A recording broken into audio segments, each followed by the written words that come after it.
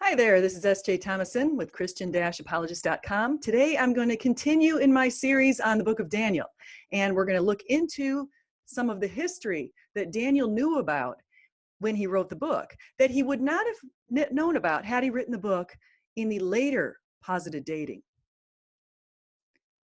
So let's get into this. According to some, the scholarly consensus on the book of Daniel is that the book of Daniel was written in the 2nd century BC, rather than in the 6th century BC, when the author of Daniel indicated the book was written.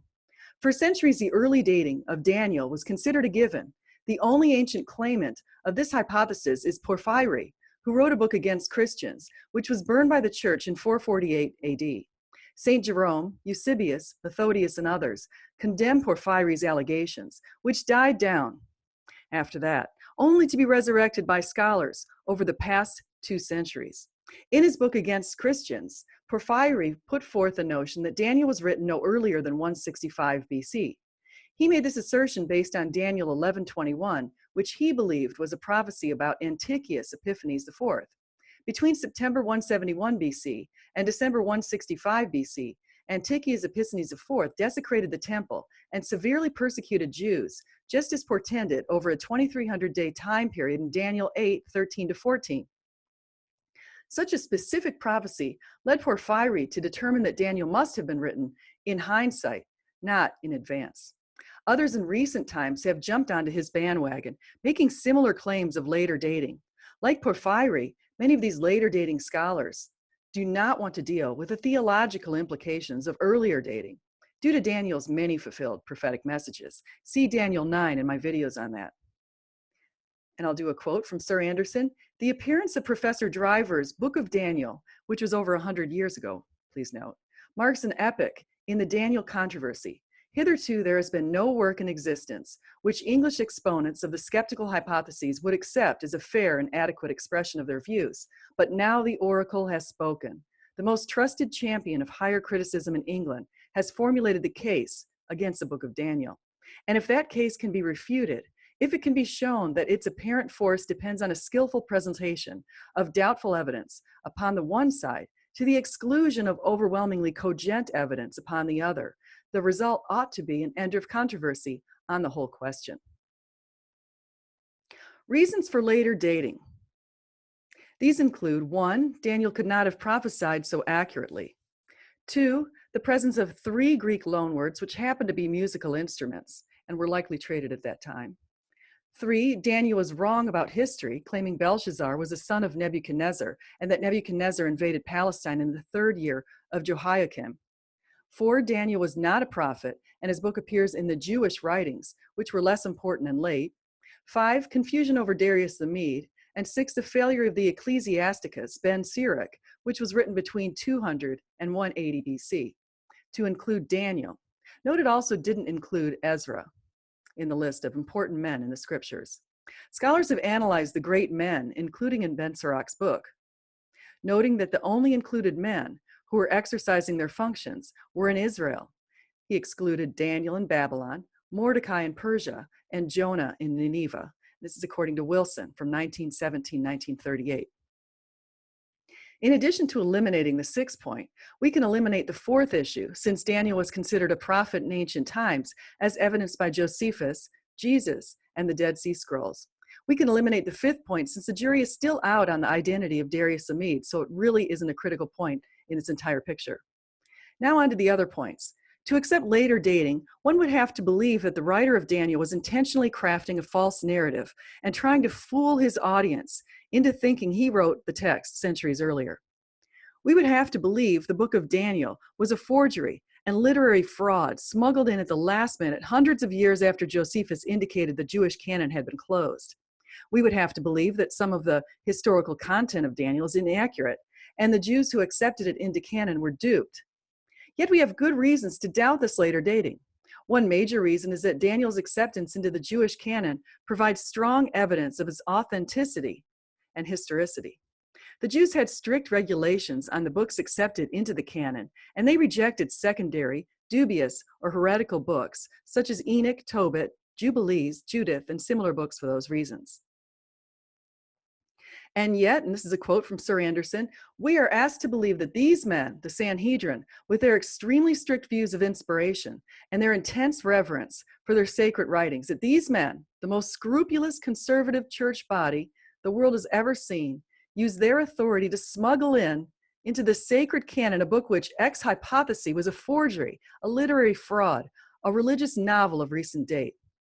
Quote, continuing, while books of great repute, such as Ecclesiasticus and First Maccabees, were absolutely excluded from the canon, and even canonical books, such as the book of Proverbs, Ecclesiastes, and even Ezekiel were challenged, the right of the book of Daniel to canonicity has never been called into question in the ancient synagogue. And that again is from Anderson. The book of Daniel begins in 604 BC, which is 18 years prior to the destruction of the first temple in 586 BC, when Daniel and several other young men in 1-4 were deported from Judah to Babylon under King Nebuchadnezzar. Daniel ends 2 years after the 70 years of Jewish exile in 532 BC. The book is written in both Hebrew and Aramaic, yet it contains some Babylonian, Persian, and Greek words. The Aramaic portion is in Daniel 2:4 to 728. The first 6 chapters detail historical records of his time period, while chapters 7 to 12 detail Daniel's visions. We have numerous reasons to believe the book of Daniel was written when Daniel said it was written, between 604 BC and 532 BC. For one, Daniel refers to himself in the first person in much of the book and makes the dating claim himself. Second, the Mesopotamians had no fixed methods of dating prior to 311 BC when they adopted the Seleucid system, so they determined dates based on the reigning years of their rulers when important events took place. This is according to a dissertation by Mazzani. Mazzani notes that Daniel used the Mesopotamian method of dating in Daniel 1:1, 2:1, 21, 7:1, 8:1, 9:1, and 10:1, and datable events in Daniel can be precisely ascertained when correlated with the contemporary Babylonian and Persian king lists and other relevant chronological conventions, according again to Mazzani.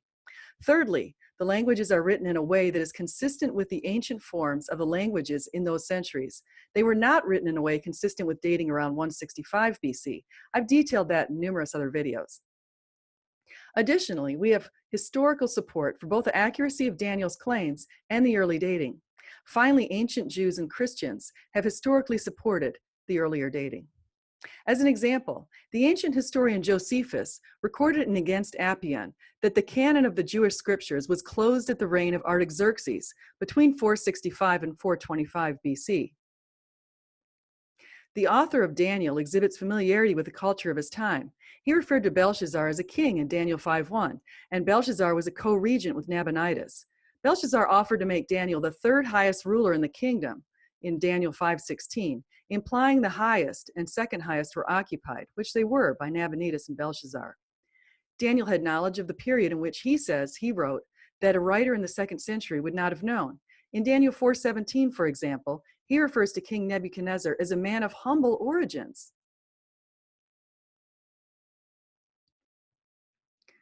And here's a quote from McDowell's book, Josh McDowell. The decision is announced by messengers. The holy ones declare the verdict, so that the living may know that the Most High is sovereign over all kingdoms on earth and gives them to anyone he wishes and sets over them the lowliest of people. This reference was unknown until the discovery of an inscription to Nebuchadnezzar's father, Nabopolassar. The inscription reads, Nabopolassar, the just king, the shepherd called of Merodach, the offspring of Ninmena, great and illustrious queen of queens, holding the hand of Nebo and Tasmat, the prince, the beloved of EMI. When I, in my littleness, the son of a nobody, sought faithfully after the sacred places. Assyrian inscriptions signify the reference to the son of a nobody means that he was of non-royal birth. How would Daniel have known that if it was a 2nd century BC Daniel? Furthermore, the author of Daniel was aware that much of Babylon's greatness was attributed to King Nebuchadnezzar, along with his tastes and love of splendor. Here's a quote from Boutefleur. It is likely that such a writer would be aware of the humble origin of this great king, of his deep religiousness, his intense devotion to his beloved Babylon, his fondness for great occasions, his love of splendor and display, his partiality, not only for the pleasures of the chase, but also for the woodman's art. The author of Daniel was also aware of Belshazzar, even though knowledge of Belshazzar seemed to have disappeared during the time of Herodotus in 450 BC. Doherty carefully analyzed the cuneiform evidence concerning Belshazzar and concluded that Maccabean dating should be discredited. Another interesting topic of conversation is the origins of the fiery furnace. Daniel was in the fiery furnace, as reported in Daniel 3, which scholars have referred to as a fiery furnace motif and a legend, according to Bulow. And here's a quote from Holm in 2008. The search for a background to the motif of the fiery furnace has led many directions. It is not that burning as a capital penalty in the ancient Near East was unknown, far from it. Burning as punishment for crimes can be found especially in historical inscriptions and legal documents across the Near East, and also in metaphorical references, and as an eschatological punishment in specifically Israelite and Egyptian literature. However, the use of a furnace in these instances is much more rarely found. In fact, the evidence seems to demonstrate that, in spite of Mesopotamian setting of Daniel 3, the nearest parallels to the story are found in Egyptian literature, particularly in late Egyptian, and in parentheses between 712 and 323 BC, or demotic tales with a court setting from the second half of the first millennia, BCE, in which it is courtiers who displease a king who are condemned to die in a furnace. John Collins also observes that burning became the eschatological punishment par excellence in post-exilic prophecy and apocalyptic literature, citing Isaiah 26:11, Daniel 7:11, 1 Enoch 18:19, 9-16, and IQS 4:13-9. However, and this is a quote from Holm, none of these particular references refer to a furnace. Ouch. The composition history of this early stage of the book of Daniel in the late Persian or Hellenistic period, before the stories of Daniel 1-6 were attached to the visions of Daniel 7-12, remains murky, but an Egyptian origin of the motif of the fiery furnace seems amply supported by the evidence. In 1 Maccabees 2, 59-60, which is written between 175 and 134 BC, the author references events from the book of Daniel. In Antiquities of the Jews, 11:8, the historian Josephus recounted a visit by Alexander the Great to Jerusalem around 332 BC, and specifically mentioned the book of Daniel, which you can reference from Daniel 11, 8-15. And it said, and when the book of Daniel was showed him, wherein Daniel declared that one of the Greeks should destroy the empire of the Persians, he supposed that himself was the person intended. And as he was then glad, he dismissed the multitude for the present. But the next day he called them to him and bid them ask what favors they pleased of him. Whereupon the high priest desired that they might enjoy the laws of their forefathers and might pay no tribute on the 7th year. In 10-276, Josephus made clear that Daniel was written many years before Antiochus. In 12:6, he specified the number of years, dating Daniel into the 6th century BC. And here's a quote, and this desolation came to pass according to the prophecy of Daniel, which was given 408 years before. For he declared that the Macedonians would dissolve that worship for some time. Was Josephus lying? Some skeptics of Daniel who opt for later dating have indicated that Josephus was fabricating his history. Several examples follow. Now, if you look at the screen, I've identified a few different scholars in recent times, and in the red words, I have where you can see how they feel about the book of Daniel. They call it a legend numerous times. They try to imply that it's a powerful metaphor. It's, in fact, ideologies. It's based on all sorts of things. Another one, someone also noticed that it's astounding that no biographer of the king would have passed over it in silence. So I would look at these three instances and I would ask myself a few questions. One, why do these assertions include fallacious arguments from silence? Two, why do we need non-Jewish documents to correctly identify history? Three, why are assumptions of legends and metaphors included when Josephus made mention himself that he desired to put together truthful outcomes? As noted by Lydia McGrew in her book, The Mirror and the Mask, ancient people revered telling the truth in history. So making claims that ancient historians such as Josephus were stretching the truth when they produced their historical works is without merit. As she pointed out, let ancient people speak for themselves. And here's a quote from Josephus. But the principal scope that the authors ought to aim at above all the rest is to speak accurately and to speak truly for the satisfaction of those that are otherwise unacquainted with such transactions and obliged to believe what these writers inform them of. And he also wrote in Against Appian, there have indeed been some bad men who have attempted to calumniate my history and took it to be a kind of scholastic performance for the exercise of young men. He didn't like that, and you can find further on that in 110.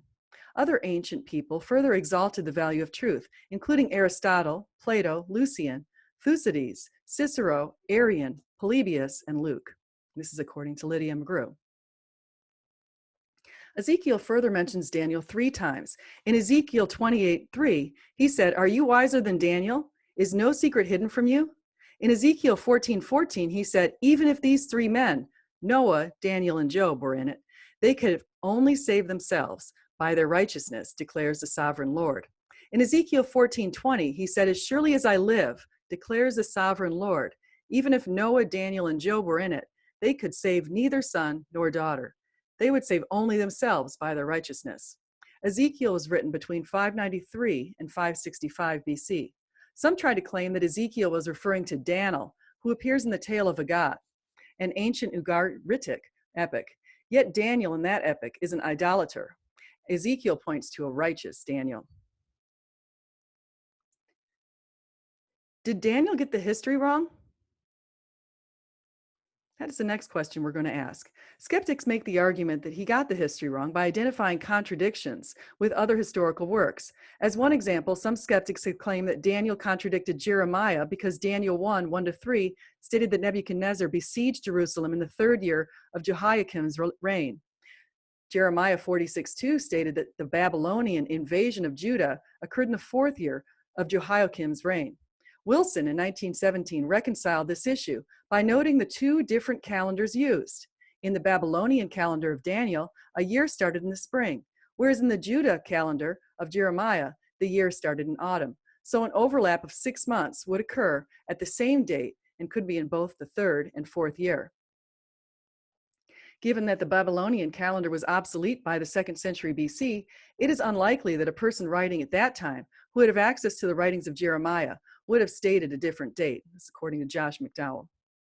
A second example in Daniel's use of the term Chaldean, sometimes as a caste of wise men and others as a larger group of people. Skeptics often claim the wise men term was not used during the time of Babylonian Empire, yet Herodotus regarded the Chaldeans as priests, and he wrote about them as much, around 450 BC. This is according to Young in 1949.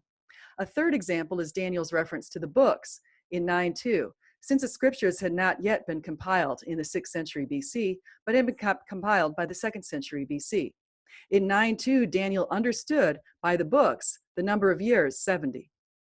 Jeremiah the prophet had stated that 70 years would be the time that Jerusalem would lay waste. The Hebrew word for books is sefer, which can be translated as books or any written document, such as letters, writings, or deeds. It stems from Hebrew words that translate as library, scribe, and literature. This is according to Josh McDowell. A fourth example is when Daniel referred to Belshazzar as Nebuchadnezzar's son in Daniel 5:22, and Nebuchadnezzar is called Belshazzar's father. Note that the Aramaic word for son can also refer to grandson or great-grandson. The generic term for father also meant ancestor. Belshazzar was the heir, descendant, and eventual successor to the throne. Compare this with the reference to Jesus as the son of David. So claims that Daniel got the history wrong abounded, but they're not strong. It all changed with respect to this reference that I'm mentioning in 1851, when the Nabodinus Cylinder was excavated. The clay cuneiform cylinder listed Belshazzar as regent in Babylon while his father was absent, and his father was Nabonidus. Daniel was absolutely correct. During the reign of King Jehoiakim of Judah from 609 to 597 BC, the king of Babylon, Nebuchadnezzar, came up and made Jehoiakim his servant in 605 BC. Jews were taken captive over the next few decades. Between 588 and 586 BC, Jerusalem and the temple were destroyed by the Babylonians. According to the prophet Jeremiah in 25:11, the whole country will become a desolate wasteland, and these nations will serve the king of Babylon 70 years. God moved the heart of Cyrus in Ezra 1:1, who allowed the Jews to return to their homeland starting in the first year of 538 BC. This has been confirmed archaeologically with the finding of the Cyrus Cylinder, which is currently housed in the British Museum.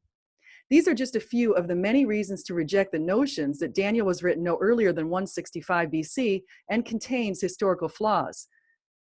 And I'll quote McDowell and McDowell from 2017, there is indeed evidence that Daniel is rooted firmly within the historical milieu during which it presents itself as having been written. But consider that even if the book were written so late, it still contained prophecies of specific dating after 165 BC, such as when Jesus would arrive in Daniel 9. In conclusion, a bias against the supernatural influence of Daniel's prophecies initially led Porphyry to claim Daniel was written during the reign of Antiochus Epiphanes IV. Yet such a bias would require us to, 1, assume immediate canonization by the time the Dead Sea Scrolls and the Septuagint were created, 2, assume Daniel's self-identification was intended to dupe us, 3, ignore the way only 3 Greek words were included despite significant Greek influence in 165 BC, 4, ignore significant use of Old Persian and Imperial Aramaic words, 5, pretend the use of father excluded grandfather or great-grandfather, 6, assert that Josephus's multiple claims on Daniel were lies and fabrications, 7, ignore early church decisions on Daniel and his status as a prophet during Jesus's and Josephus's time. 8, ignore the early condemnations of Porphyry's work. 9, ignore linguistic similarities to Ezra. And 10, ignore the Mesopotamian dating used by Daniel. I believe the evidence demonstrates strongly the conclusion that Daniel was written when the author said Daniel was written. I want to thank you so much for your time. I hope that you'll choose to like and subscribe and do come again. Bye-bye.